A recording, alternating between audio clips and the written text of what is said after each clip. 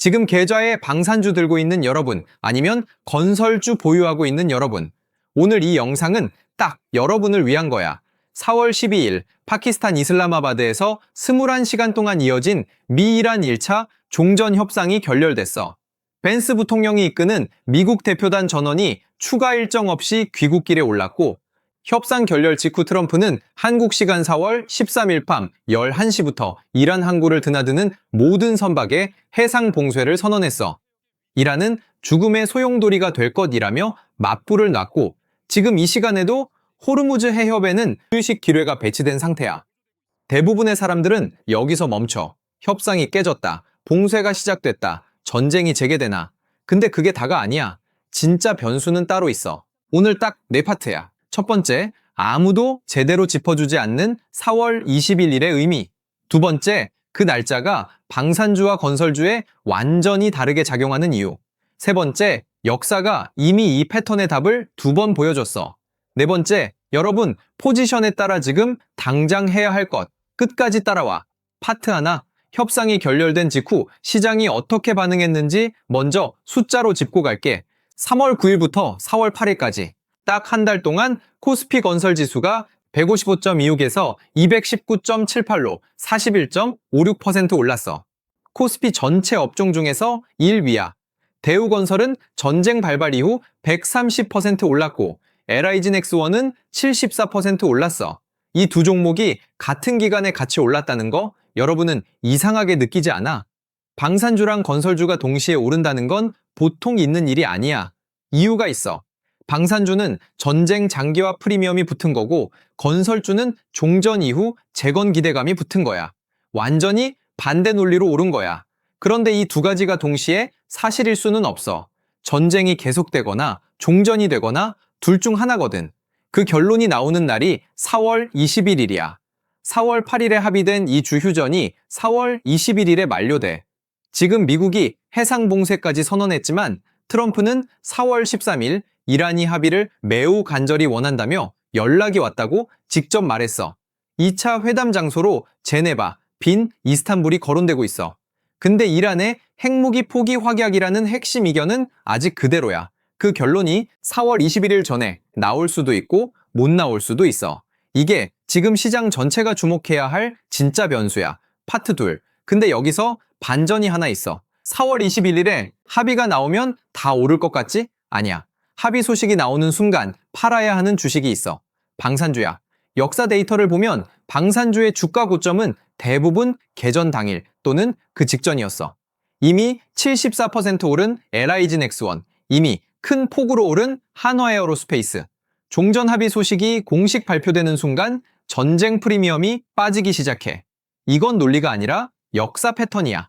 파트 셋에서 구체적으로 보여줄게. 반대로 건설주는 종전 합의 시나리오에서 2차 상승이 열려. 1차 상승은 이미 41.56%가 나왔어. 근데 실제로 종전이 확정되고 재건 수주 공시가 나오기 시작하면 그게 2차 상승의 신호탄이야. 삼성 E&A, DLENC처럼 중동 플랜트 수주 이력이 있는 종목들이 주목받는 이유가 여기 있어. 그럼 4월 21일에 합의 없이 전쟁이 재개되면 반대야. 건설주에서 종전 기대감이 빠지고 방산주는 다시 한번 모멘텀이 붙을 수 있어. 호르무즈 봉쇄가 길어지면 해운 운임도 다시 오르는 구조야. 지금 상하이 컨테이너 운임 지수가 4월 10일 기준 1890.77인데 봉쇄가 유지되면 이 수치는 계속 올라가. 4월 21일 하루를 전후로 여러분이 보유한 종목에 따라 해야 할 행동이 정반대야. 근데 이게 다가 아니야. 진짜 무서운 건 따로 있어. 파트 셋.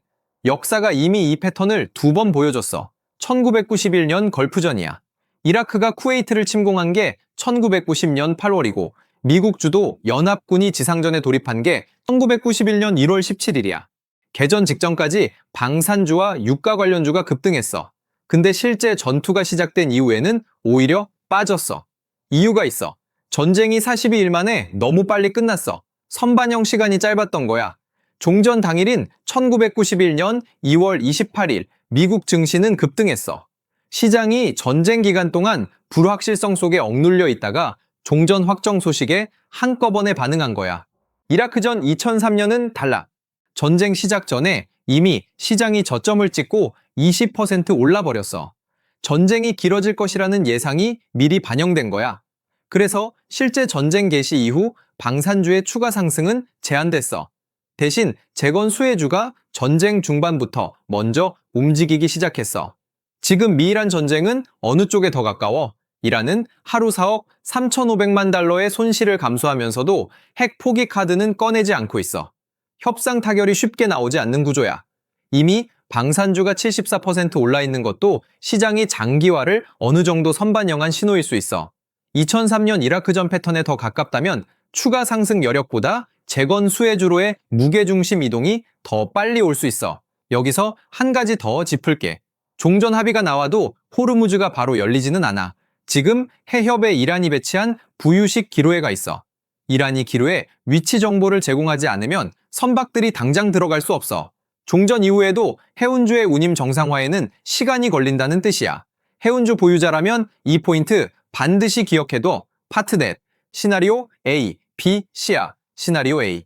4월 21일 전에 2차 회담이 열리고 부분 합의가 나오는 경우야. 이 경우 건설주 2차 상승의 초입으로 봐야 해. 방산주는 비중 축소를 시작할 타이밍이야. 다만 방산주를 전부 털어내는 게 아니야. 글로벌 재무장 트렌드는 이번 전쟁 이후에도 살아있어.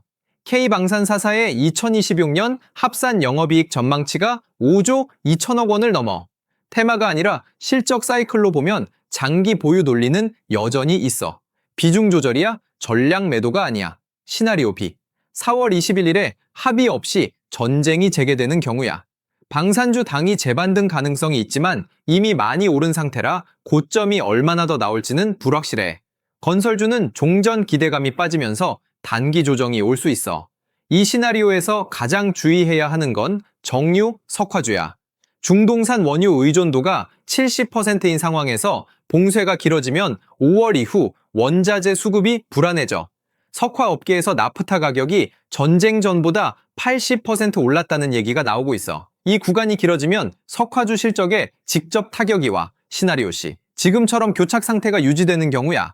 해상 봉쇄는 하되 전면적인 전투는 없는 상태. 이 시나리오에서 가장 오래 수혜를 누리는 섹터는 해운이야. 봉쇄가 유지될수록 운임지수는 올라가는 구조거든. 다만 기로의 문제 때문에 협상 타결 이후에도 해운주 수혜가 일정 기간 더 이어질 수 있다는 점은 챙겨둬. 정리할게. 하나. 4월 21일은 단순한 날짜가 아니야. 방산주와 건설주 보유자가 정반대의 행동을 준비해야 하는 분기점이야. 둘. 역사는 방산주의 고점이 종전 직전에 온다는 걸 2번이나 보여줬어. 종전 뉴스 나온 뒤에 팔겠다고 생각하면 늦을 수 있어. 셋. 건설주는 공식 수주 공시가 나오기 전까지는 기대감 구간이야. 기대감과 실적 사이에서 언제 진짜 상승인지 구분해야 해. 오늘 영상 끝나고 딱 하나만 해봐. 지금 내 계좌에 뭐가 들어있는지 꺼내보고 시나리오 A, B, C 중에서 내 종목이 어느 경우에 유리하고 어느 경우에 불리한지 써봐. 그게 4월 21일을 대비하는 가장 빠른 준비야. 이것만 매일 체크하면 방향이 보여. 하나, 4월 21일 전 2차 미이란 회담 개최 여부. 둘, 트럼프 소셜미디어 발언 톤 변화. 셋, 호르무즈 해협, 1일 통항 선박수. 넷, 이란 핵 관련 국제원자력기구의 보고 동향. 다섯, 코스피 건설지수와 방산지수가 반대 방향으로 갈리는 시점. 이 5가지만 매일 확인해도 어디서 무게중심이 이동하는지 보여. 여러분, 포지션이 지금 방산주야, 건설주야? 아니면 둘 다 들고 있어? 댓글로 던져줘. 4월 21일 어떻게 대비할 건지도 같이. 이건 내 분석이야. 최종 판단은 여러분이 직접 해. 도움됐으면 좋아요 한 번씩 눌러줘. 4월 21일 전에 꼭 다시 올게. 머니카페 알림 설정해두고 같이 가보자.